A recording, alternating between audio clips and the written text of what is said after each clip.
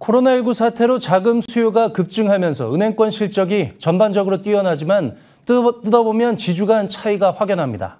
사업 다각화를 얼마나 잘했는지 등 경영 비전에 따라 성장세가 확연하게 엇갈렸습니다. 앵커 리포트입니다. 신한과 KB, 우리, 하나금융 등 4대 금융지주는 코로나19 사태 기간 동안 회장들을 모두 연임시키며 위기에 대응했습니다.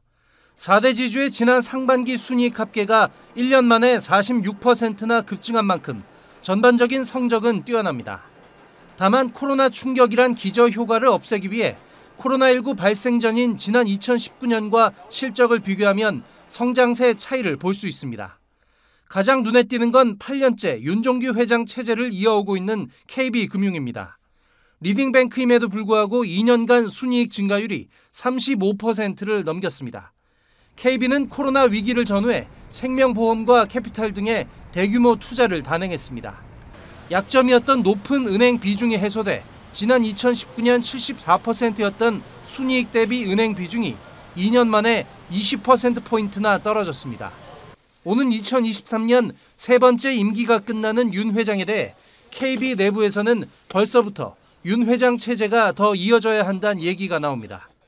여러 상황이 벌어졌을 때 훨씬 다양하게 대응할 수 있는 금융 포트폴리오를 더 다양화해야 되는 거예요.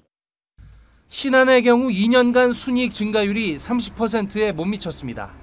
하지만 은행 비중은 53%로 금융지주 중에서 여전히 가장 낮습니다.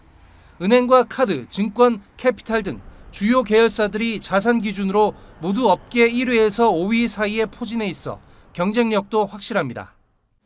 국내 두 개의 어떤 조화로운 성장, 그리고 공이 어떤 M&A에 기해 지분 투자라는 이름을 진출하겠습니다. 증권과 자산운용 등의 투자를 집중했던 하나금융도 투자 효과를 톡톡히 봤습니다.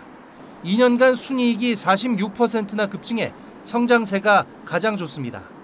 다만 보험 라인업이 부실한 점이 걸림돌입니다. 우리금융 상황은 만만치 않습니다. 2년간 순이익 증가율이 20%에 턱걸이했고 은행 비중은 80%에서 90%로 오히려 높아졌습니다. 코로나 위기로 증권사 등의 몸값이 치솟으면서 인수합병 여건도 만만치 않아 향후 우리금융의 성장 전략에 관심이 모아집니다. 앵커 리포트입니다.